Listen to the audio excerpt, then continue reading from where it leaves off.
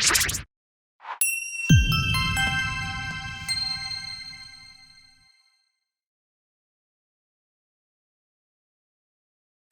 adik-adik, ketemu lagi dengan pelajaran biologi. Kali ini saya akan membahas tentang mutasi. Apa itu mutasi ya? Mutasi itu adalah perubahan materi genetik pada makhluk hidup, baik yang terjadi pada kromosom maupun pada gen. Nah, di sini mutasi itu bisa diturunkan, bisa juga tidak.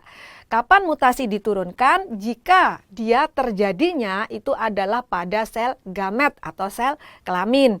Sedangkan mutasi yang tidak diturunkan itu adalah mutasi yang terjadinya pada sel somatik.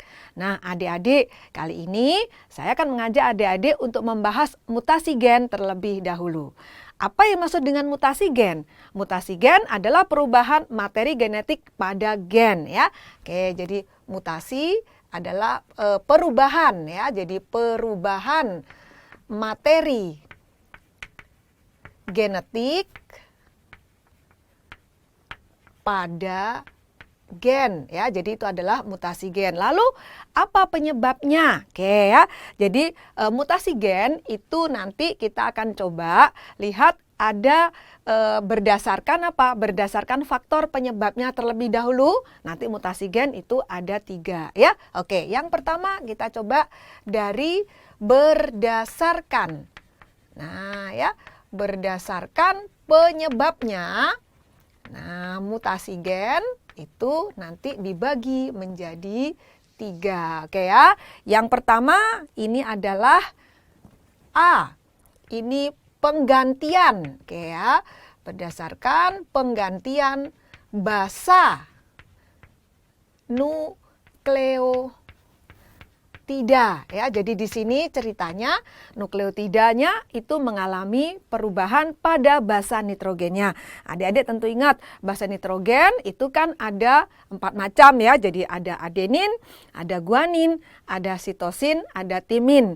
Di mana 4 ini nanti sebenarnya dikelompokkan ke dalam 2 kelompok besar, yaitu basa jenis purin dan basa jenis pirimidin. Nah, penggantian basa nukleotida nanti kita akan juga membagi menjadi 2. Nah, yang pertama ini adalah peristiwa yang namanya transisi. Oke ya, transisi. Yang kedua ini adalah peristiwa yang namanya transversi. Oke, jadi karena penggantian basa nukleotida, transisi itu kalau basa nitrogennya itu diganti dengan basa nitrogen dari kelompok yang sama. Misalnya purin diganti purin atau pirimidin diganti pirimidin. Jadi misalnya di sini saya tuliskan adalah purin ini diganti dengan purin. Oke ya.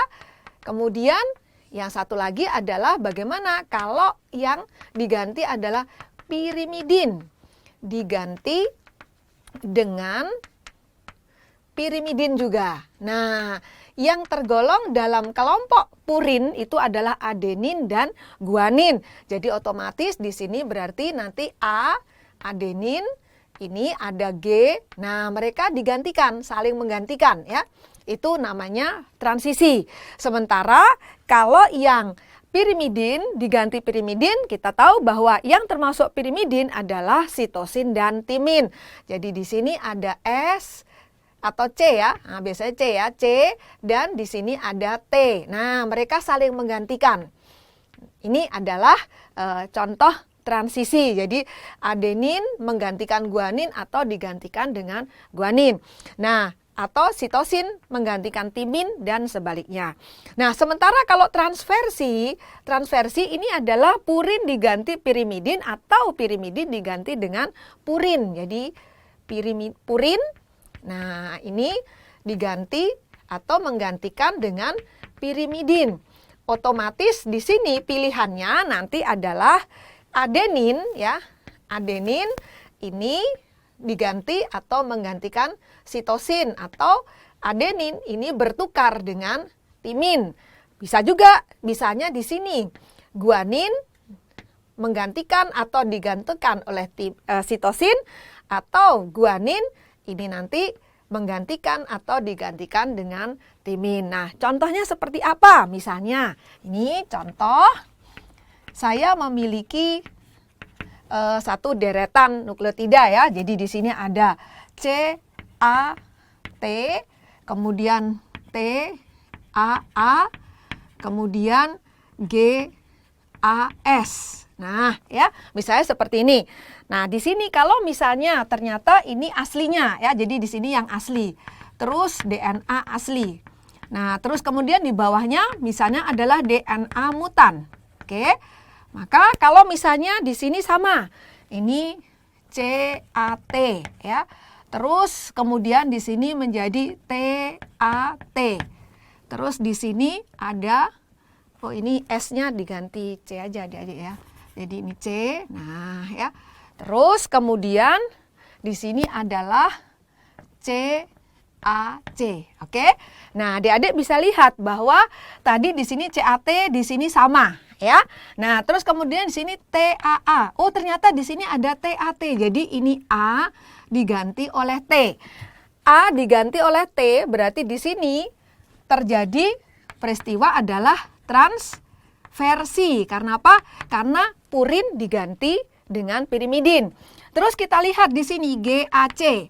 Di sini ada CAC. Oh iya, di sini ada G, di sini ada C. Nah, adik-adik bisa lihat bahwa G diganti C itu adalah transversi. Jadi ini dan di sini ini ada peristiwa transversi juga.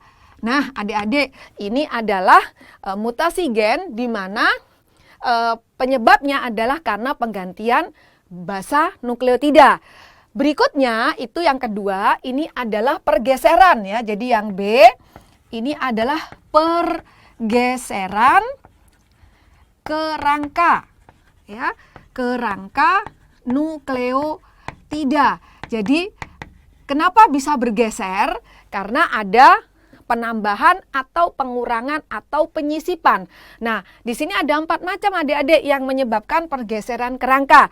Yang pertama, ini ada yang namanya adisi. Ya.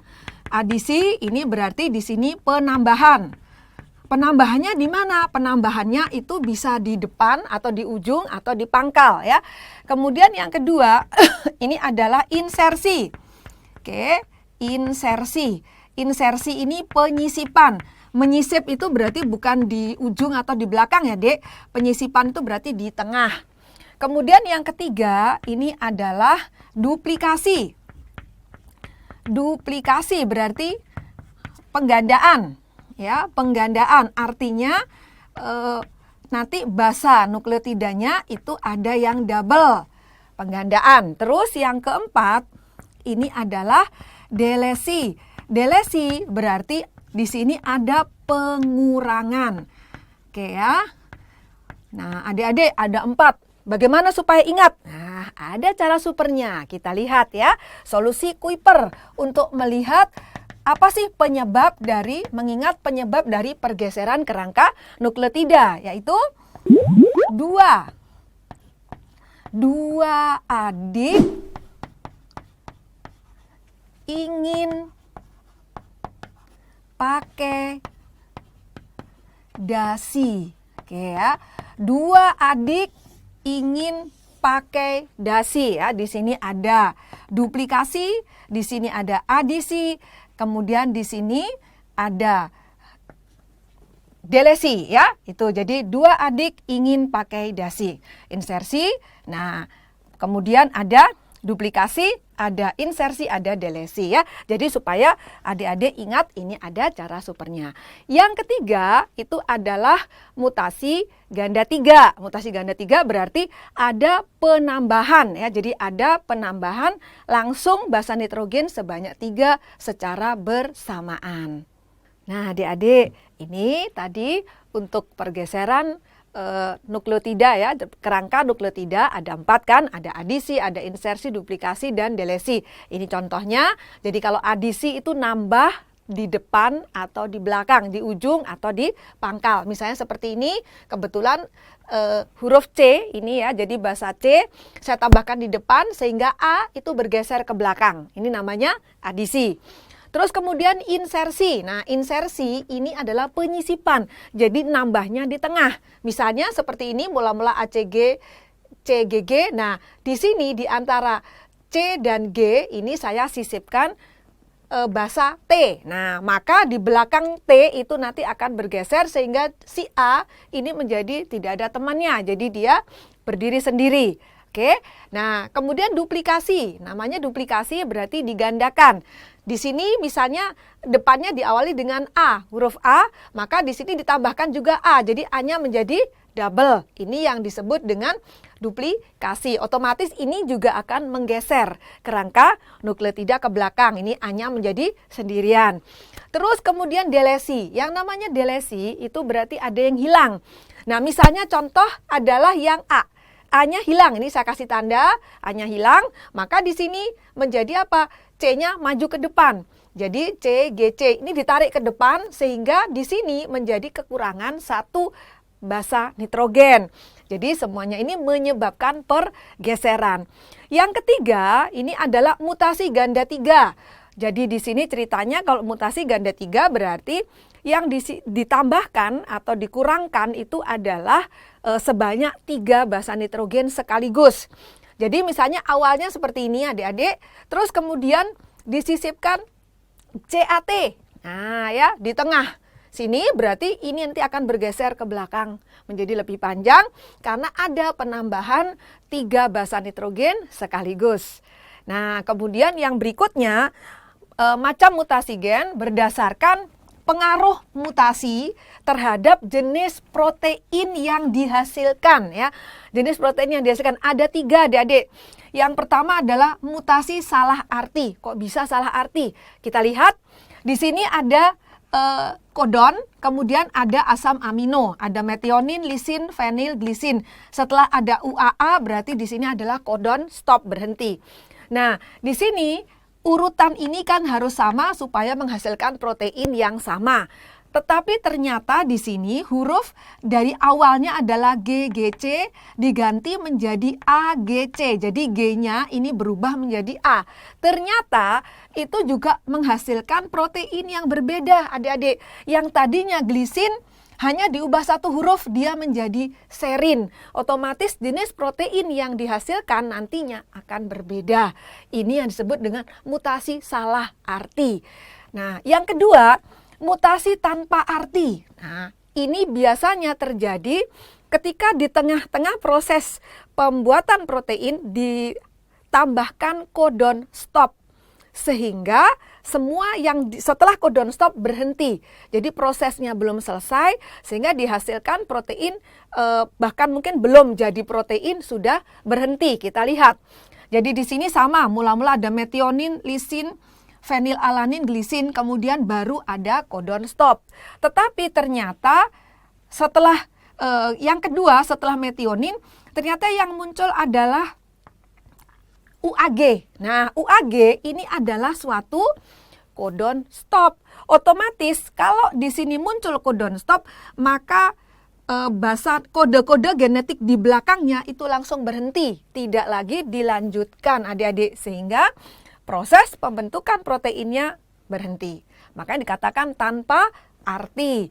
Yang ketiga, mutasi diam. Maksudnya diam adalah ketika basa nitrogen digantikan, ternyata jenis asam aminonya masih sama. Kita lihat di sini metionin, lisin, fenil, glisin. Kemudian di sini kita lihat bahwa glisin itu tandanya adalah GGC ya, jadi kodonnya adalah GGC. Terus kemudian C-nya diganti dengan U. Ya, diganti dengan U. Ternyata penggantian dari sitosin menjadi urasil itu GGC menjadi GGU, itu asam aminonya tetap sama, yaitu sama-sama glisin.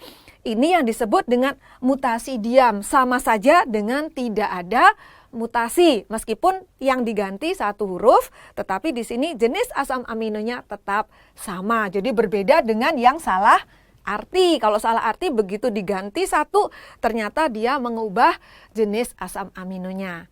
Nah, adik-adik, ini tadi adalah tentang mutasi gen. Nah, jangan lupa videonya diputar ulang ya, kemudian soal-soalnya dikerjakan. Sampai ketemu di video berikutnya. Salam Kuiper.